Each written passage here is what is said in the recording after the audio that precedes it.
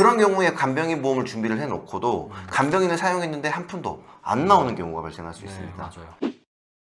이런 뉴스 한 번쯤 보셨을 텐데요. 네. 부모님이나 가족 간병비 때문에 집을 담보로 대출을 받는다는 사람도 있고요. 심지어 간병 치료가 길어져서 수억 원대 빚을 진다는 사람도 있습니다. 네, 맞아요. 아마 저런 이유들로 그래서 요새 많은 분들이 네. 간병인 관련된 보험을 찾거나 이렇게 문의 주시는 분들이 많죠. 네, 맞습니다.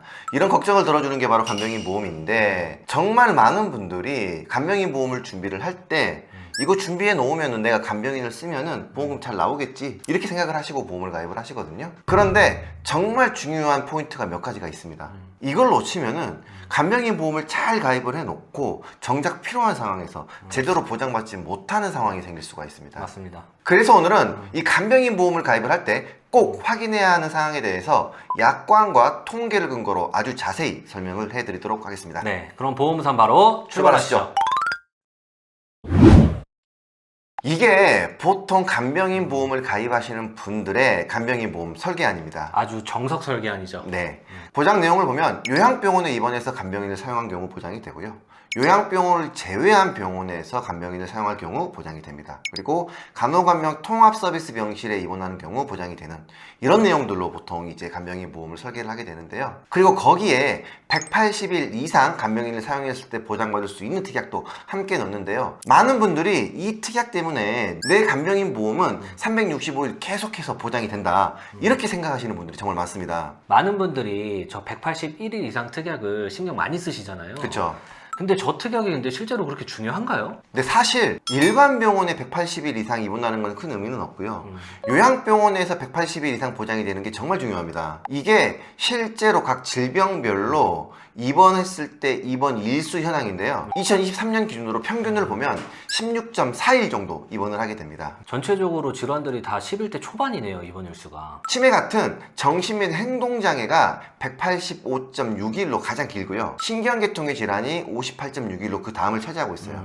근데 이 두 가지를 제외하면 실제로 평균 입원 일수는 저 16.4일보다 더 떨어질 수 있는 거죠. 그런데 요양병원 데이터를 보면은 장기 입원, 그러니까 181일 이상 입원하시는 분들이 40%에서 50%가 넘습니다. 이게 무슨 이야기냐면요. 10분이 요양병원에 입원을 하면은 그 중에서 4분이나 5분, 6분 정도가 181일 이상 장기적으로 입원을 한다는 겁니다. 그럼 어떤 질병으로 입원을 하시느냐? 알츠하이머 같은 치매로 입원하신 분들이 가장 많고요. 그리고 이제 편마비 같은 신경계통의 질환으로 입원하시는 분들이 그 다음을 차지하고 있어요. 이 두 가지 질병이 전체 요양병원에 입원하시는 환자분들의 50% 정도를 차지하고 있습니다. 정리를 하면은 일반적인 질병, 그러니까 정신과 질환이나 신경계통 질환이 아닌 질병으로 장기간 입원하는 경우들은 거의 없고요. 그런 신경계통이나 정신 및 행동장애로 입원하시는 분들은 요양병원에서 장기간 입원하시는 분들이 많다는 이야기입니다.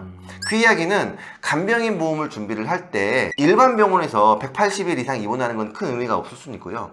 요양병원에서 365일 계속 보장되는 그런 간병인 보험을 준비하는 게 핵심이라고 할 수 있겠죠. 맞습니다. 그리고 간병인 보험을 준비할 때 꼭 확인하셔야 되는 그 다음 사항으로 요즘에는 간병인 보험의 보험금 지급 기준이 조금 달라졌어요. 네, 많이 달라졌어요. 네. 예전에는 하루에 간병인 사용 금액이 7만 원 미만인 경우에는 가입 금액의 50%를 지급을 했습니다. 네. 간병인 사용일당 15만 원을 가입을 했는데 간병인 하루에 인건비가 6만 원이었다. 그럼 7만 5천 원을 보험금을 지급을 하고 네. 7만 원이 넘었다. 그럼 15만 원을 지급을 하는 형태였는데 네. 최근에 간병인 보험은 그런 식으로 지급되는 게 아니라 하루에 간병인을 8시간 이상 사용하면 보험금을 지급을 하고요. 8시간 이상 사용하지 않으면 보험금을 지급하지 않습니다. 저 부분이 진짜 안 좋아진 부분 같아요. 네, 그 맞습니다. 전에는 그래도 이제 특정 조건이 안 맞으면 50%를 받을 수 있었는데 네. 지금은 이제 8시간 미만이면 아예 못 받는 거잖아요. 네, 한 푼도 안 나온다는 네. 거죠.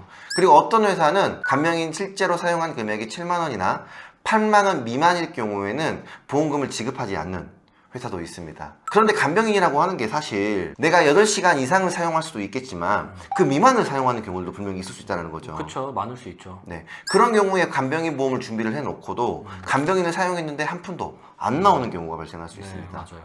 그래서 간병인 보험을 준비를 할 때는 가급적이면은 지금 보여드리는 하루 일당 7만 원 미만인 경우에도 혹은 하루에 8시간 미만을 사용하더라도 보험금이 최소 50%는 지급이 되는 이런 간병인 보험을 선택을 하시는 게 나중에 간병인을 사용해서 보장을 받을 때 훨씬 더 유리할 수 있습니다. 맞습니다. 그리고 간혹 간병인 보험 약관을 보면은 이런 문구가 있는 경우가 있어요.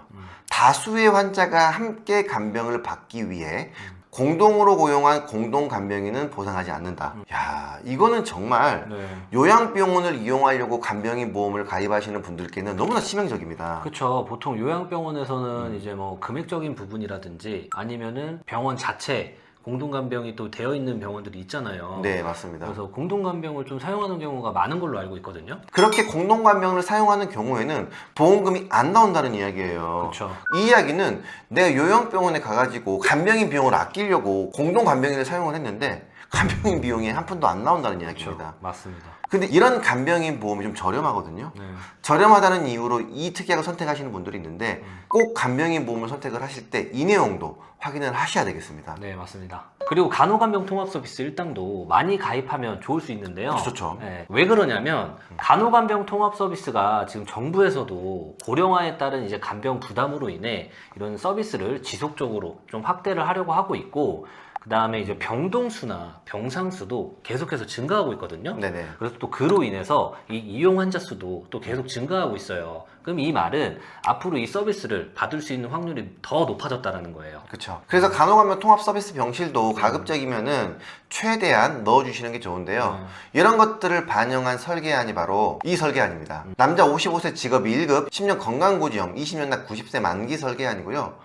한 달 보험료는 2178원입니다. 55세 남자 기준으로 2만 원대면은 보험료가 정말 저렴하네요. 네, 맞습니다. 이 설계안을 보면은요, 요양병원에서 간병인을 사용할 경우에 하루에 6만 원씩 180일 한도가 아니고요. 181일 이상 특약도 같이 넣었기 때문에 요양병원에 입원할 경우 365일 보장이 되는 설계안입니다. 지금 이렇게 보니까 요양병원 제 간병인 사용에 10만 원이 가입되어 있는데 네. 보통은 우리가 이제 15만 원으로 제한을 받잖아요. 네네. 근데 저 부분은 고객분들이 보셨을 때 가입 금액이 왜 이렇게 적지? 라고 좀 생각하실 수 있을 것 같거든요. 네, 맞습니다. 사실 여기서 더 올리면 괜찮습니다. 올려도 상관은 없어요. 상관은 없는데 이 보험의 특징상 간병인 사용 일단 10만 원을 초과하게 될 경우에는요, 최소 보험료가 5만 원이 넘어야 됩니다. 그러면은 내가 일반 병원에서 간병인 사용일당 10,000원, 20,000원, 30,000원, 최대 5만원 더 받기 위해서 보험료를 5만원을 가져갈 거냐, 아니면은 간병인 보험의 본질이라고 할 수 있는 요양병원을 365일 보장받기 위해서 그냥 2만원대 보험료로 보험을 가입을 할 거냐, 그럼 어떤 거 선택하시겠어요? 저는 당연히 2만 원대 이 지금 설계안으로 가입을 할 거고, 네. 실제 저는 요양병원이 더 중요하다고 생각을 하는 사람이기 때문에 네. 저희 부모님도 이렇게 가입시켜드렸어요. 네, 맞습니다. 그래서 조금 더 올리셔도 되지만 올리시게 될 경우에는 보험료가 좀 더 올라갈 수 있기 때문에 오늘의 설계안은 정말 장기간 요양병원에서 간병인을 써야 하는 상황일 때 365일 빠짐없이 매일 보장받을 수 있는 그런 설계안이라고 보시면 좋을 것 같고요. 보험료를 보면 정상치 기준으로 남성은 50세부터 65세까지 10,000원에서 20,000원대 보험료로, 요양병원에 입원했을 때 365일 보장을 받을 수가 있습니다. 여성분들도 마찬가지로 50세부터 65세까지 2만원대 보험료로 보장을 받을 수가 있고요. 고령자이신 분들은 약 드시는 분들도 있을 수 있어요. 그렇죠.